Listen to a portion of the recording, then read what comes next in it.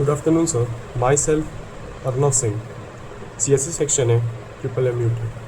So today we will discuss a topic, memory.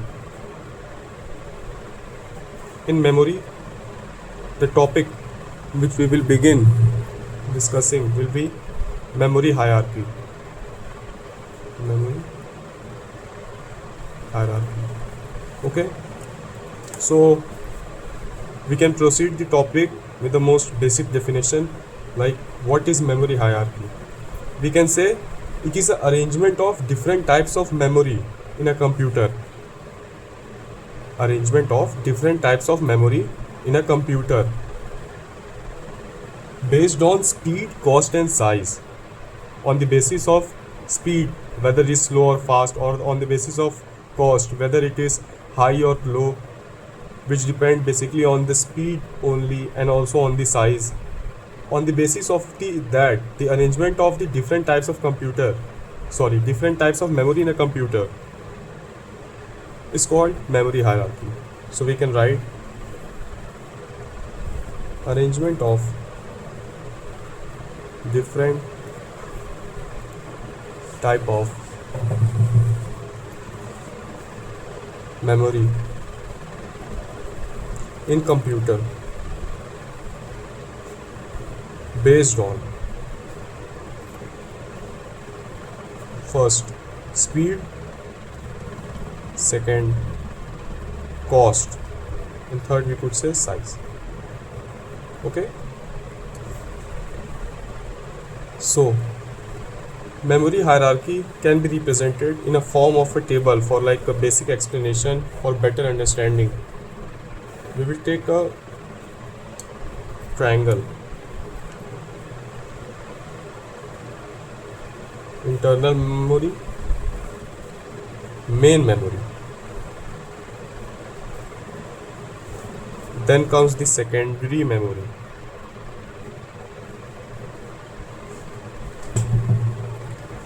Now we have the final tertiary memory. Now what comes under internal memory? In internal memory we have various, like we could say CPUs, registers, cache memory or cache memory, RAM, ROM. Okay, RAM, ROM comes under main memory. Okay, now in secondary memory we could say like disk. What comes under disk? In disk we could say like SSD, HDD, etc. Okay, now in tertiary memory we could take like tape drive. For example, we could say it is used for very large memory based purposes like movies. These are used in movies like for thousands of GBs, like that. Okay, now on the basis of speed, cost and size, let us differentiate between them. So we can proceed with on the basis of speed. Like when we go from top to bottom, that is like this, from top to bottom, from tertiary memory to secondary memory to main memory to internal memory, speed increases. For understanding why the speed increases, it's obvious, because here it requires large size, then less, then more less, then it is very compact form.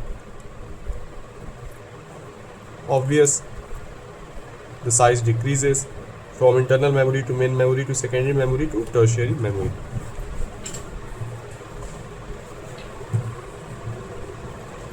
Now, on the basis of storage cost, third point, on going from tertiary memory to secondary memory to main to internal, per bit storage cost increases. The direction represents in which way it increase or decrease. Okay, now let us say frequency of access of CPUs, it increases.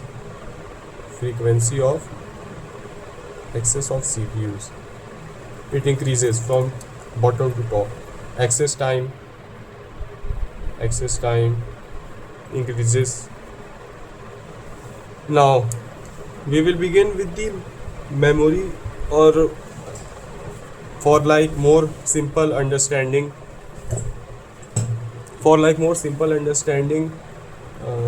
we can represent it as CPU, under which comes registers. Then comes main memory, which consists of RAM, ROM, SSD, HDD. Then comes our secondary memory. Then comes our tertiary memory.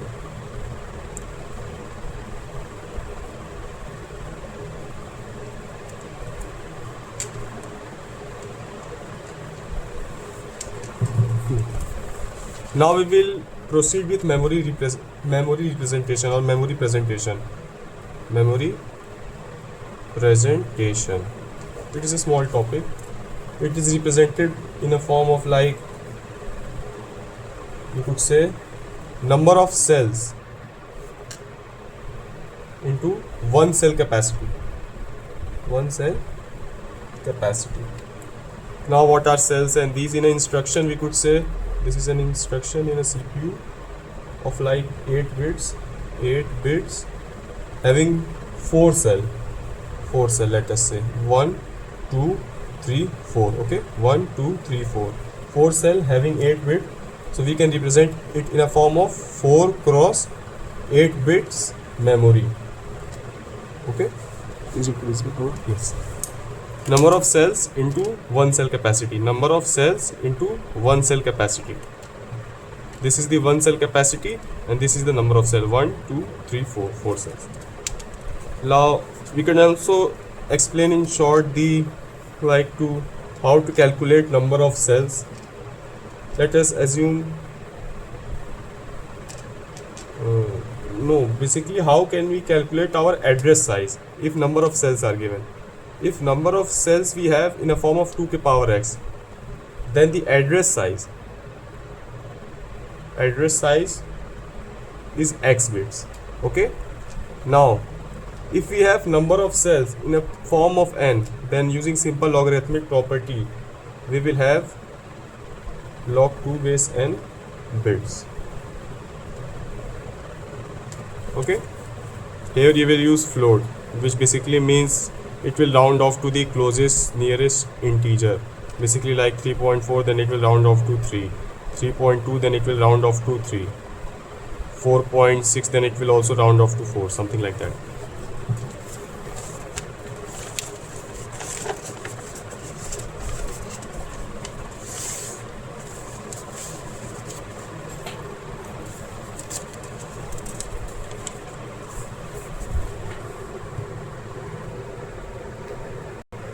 Let us discuss a small topic: memory cycle time or memory access time. Memory cycle time, also known as memory access time. I will write it in short: memory access time. Okay. So now, what is memory access time?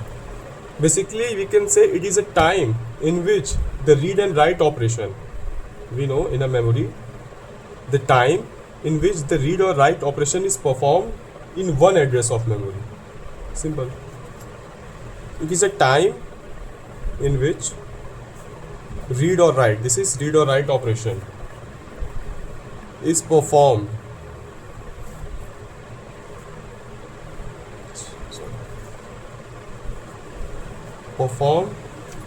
on one address of memory. One address of memory. Now we can also discuss a small topic: memory address decoder. This will be discussed in such a way that it will be used later as a prerequisite. What is memory address decoder? It basically selects specific memory location based on the address given by the CPUs. Okay, it selects specific memory, okay, important. specific memory location based on address given by CPUs.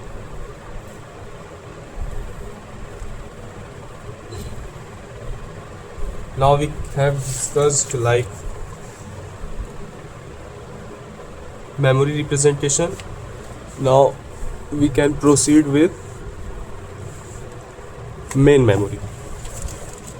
Okay, let's see. Main memory. Main memory. Now what is main memory? Main memory is basically it is used to store the current running instruction or program and their data. Okay, it is used to store the current running program. Program basically includes instruction, okay, and their data and their specific data associated with the program. Now what are the various types of main memory? These are only of two types: RAM, ROM. We can discuss few points like it is a volatile in nature. What does volatile means? An important points come here. RAM, random access memory, is a volatile in nature, while read-only memory is non-volatile in memory. It is non-volatile in nature. Now for random access memory, what do you mean by volatile in nature?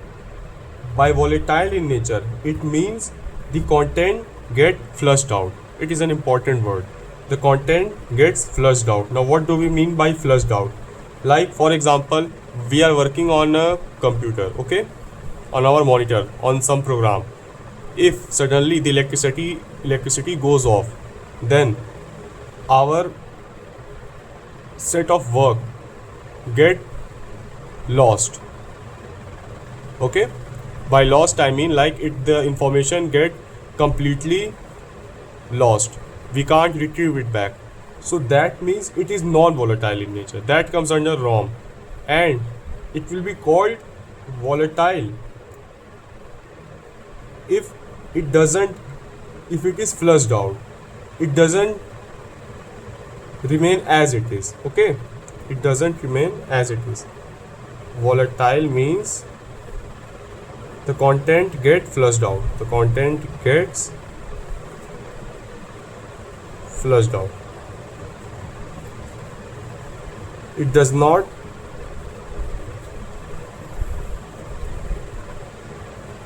remain as it is. While for non-volatile, we can retrieve our data. Here in ROM, which is non-volatile, we cannot retrieve our data. While in RAM, it is a volatile in nature. We can get our data. We can't get our data because it gets flushed out. It doesn't remain as it is. Now we can start discussing about RAM and ROM.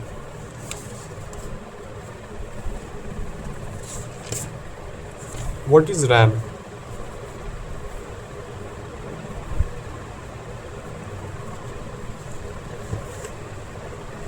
RAM is used to store operating system,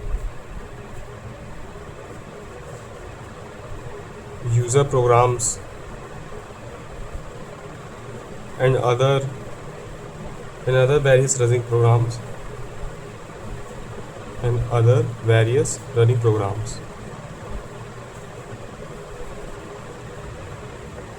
and their data, obviously, and their data. Now we won't be able to understand about this used to store or how is it stored in operating system before understanding this. After understanding ROM or the working of ROM, we will be able to easily understand the definition of RAM. We can begin with an example. Now for ROM this is, okay. We have a CPU, okay. We have a secondary memory which includes disk, okay, like SSD, HDD, etc. We have our operating system. The CPU sends signal to the operating system, okay. Now, as we know, after CPU sends signal to the operating system,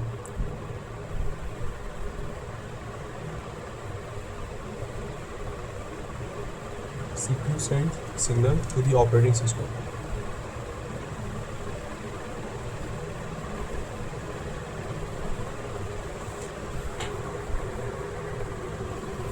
Yeah, so basically CPU sends signals to ROM, okay. After that it get accepted to the operating system, then the operating system send it to the RAM. This is also known as booting. We will discuss booting and post method in very short. Then after getting accepted in RAM, the booting process which is sent to the ROM gets cancelled out, then directly the CPU reaches RAM. This gets disconnected, okay, from ROM. Then directly in final stage we can access RAM. This process generally includes two methods, post and booting. Booting is, as I have discussed, booting is nothing but the operating system goes from secondary memory to the RAM. Booting, what some type of bootstrap coder is used. Bootstrap coder. This is responsible for booting. Responsible for booting. Okay. This is power on self test. Power on self test. Okay.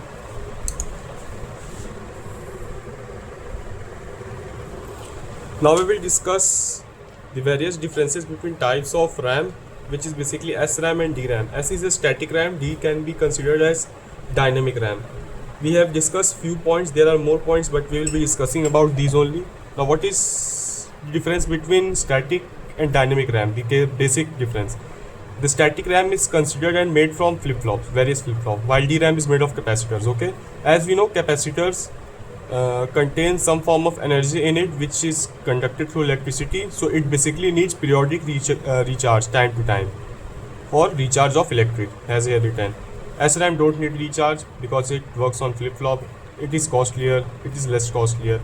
It has faster read and write operation performance, while this has slower read and write performance of read and write. Now SRAM is used for cache implementation, while DRAM is used mainly for main memory working. We can also discuss few points like this is more operational power consumption, while this is less operational power consumption. No, nothing else. Now we will discuss about the chips, RAM chips, ROM chips, the chip selection and etc. Now we can proceed with RAM chip. RAM chip.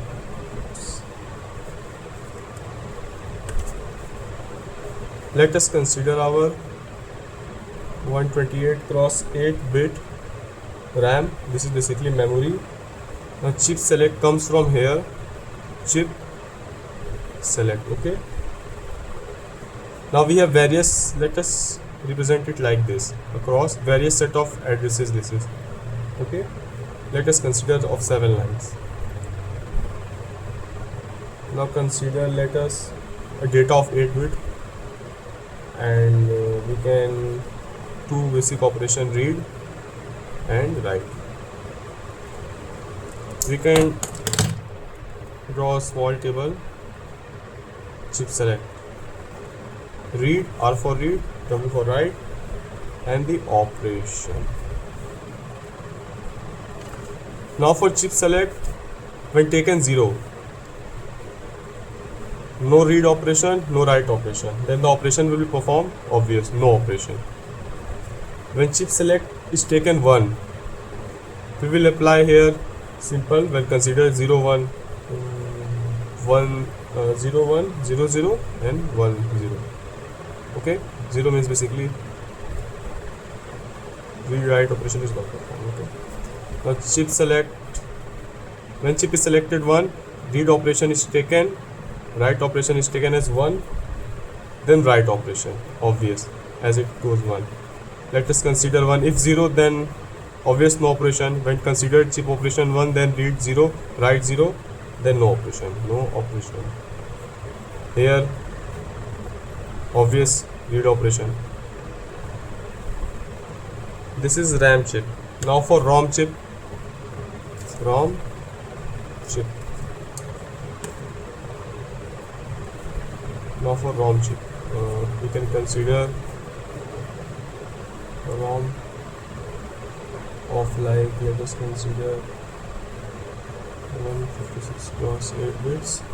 This is ROM. Chip select, set of addresses, instruction addresses. Let us consider of 8 line. Data goes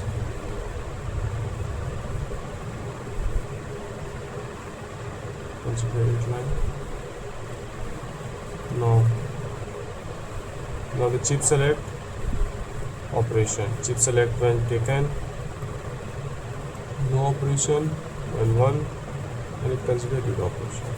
This is for ROM chip selection. This is for RAM chip selection.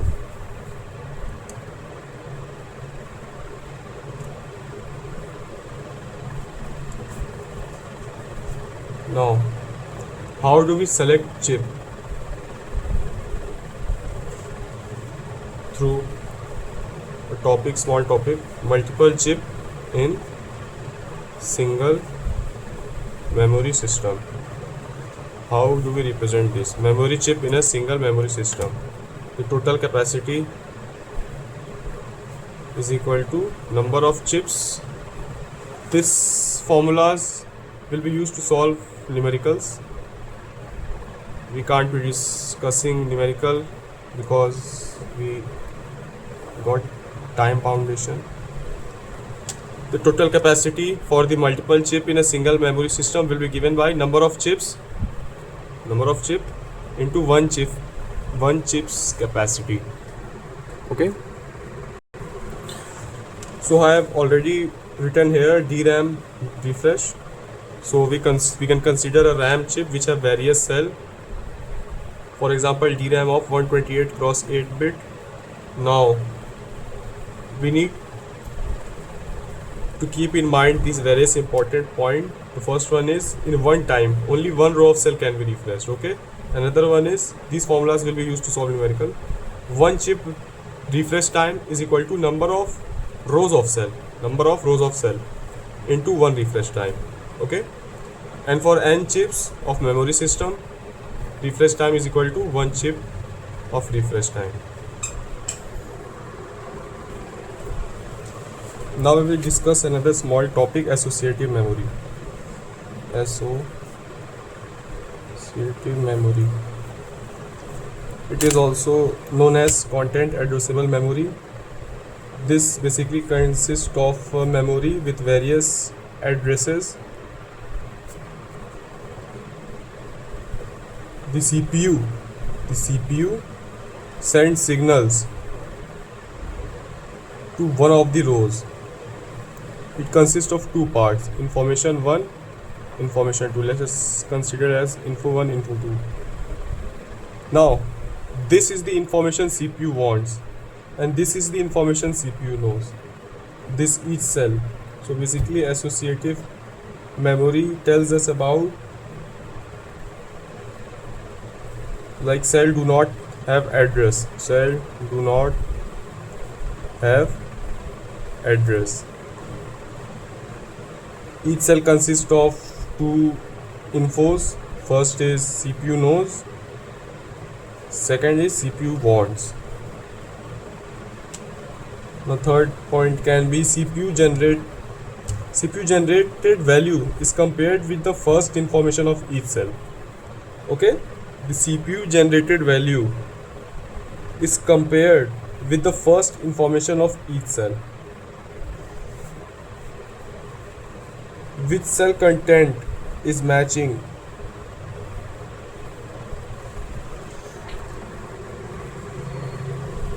So what is locality of reference?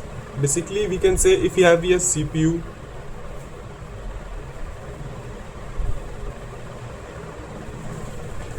we have CPU which is used to request address for memory access. Then if CPU request for memory address access, then the particular address nearby to it, either upward or downward, will be accessed sooner or later. This is simply the locality of reference. In definition we can write, if CPU has requested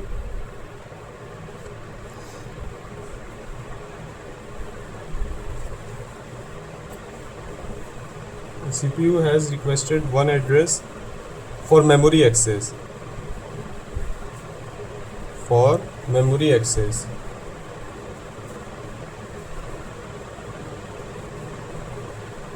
then the particular address or nearby address will be accessed. Particular address or the nearby addresses will be accessed sooner or later. Okay, this is basically the concept of locality of reference.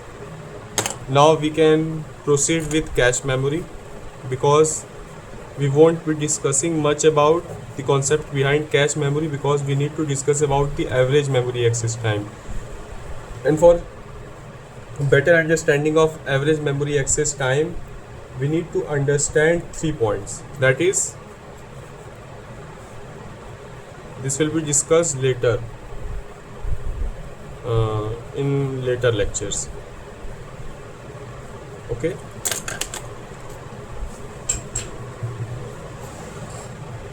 The 3 points will be cache hit, catch miss,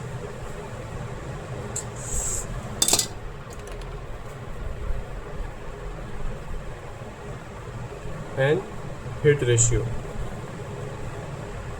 Now what are these 3? Now what is cache hit? Basically this is when the demanded content of CPU is present already in cache. Demanded content is already present in cache. Now what is cache miss? The demanded content is not present in cache. Now what is hit ratio? Hit ratio is represented by number of hits upon total number, cache hit plus cache miss, which can be represented as total memory references. Now I know this might sound confusing. What is demanded content is already in cache memory or something. So we can consider to understand that we have a CPU, cache, main memory. We will understand in short what is the purpose of cache memory. The cache memory is basically, it is used to reduce any memory access time. It is temporary, spatial. Like if we want to access a content of main memory, then rather than directly accessing it, we will get it through cache memory. Okay, so this is only what it is saying. The demanded content is already present in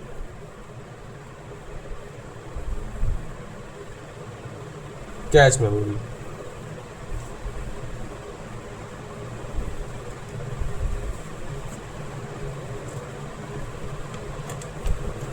Now we also know a miss ratio, which is equal to 1 minus hit ratio.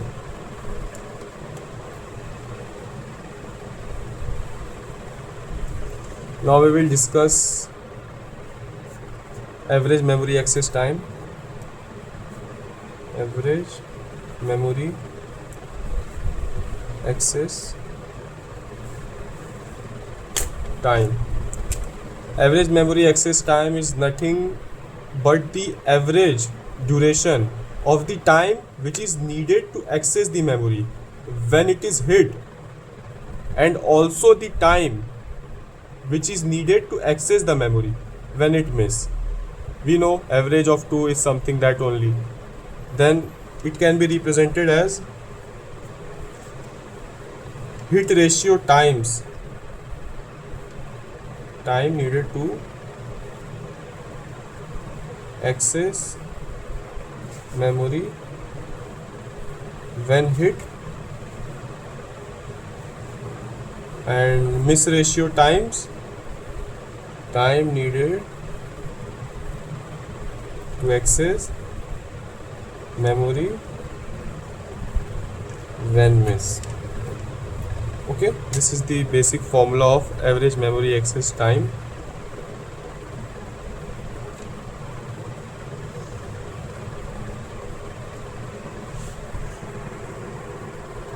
We will discuss more detail about cache memory later in lecture, but we can understand in simple terms what is cache memory. Like, it is the most demanded locality that are kept in smaller and faster memory. Okay, this is smaller and faster. It is very fast memory because it is accessed first. That's why we can determine terms like cache hit, cache miss, which uses terms like demanded content is already present in cache. Okay, this is on the basis of locality. Okay, it is temporarily.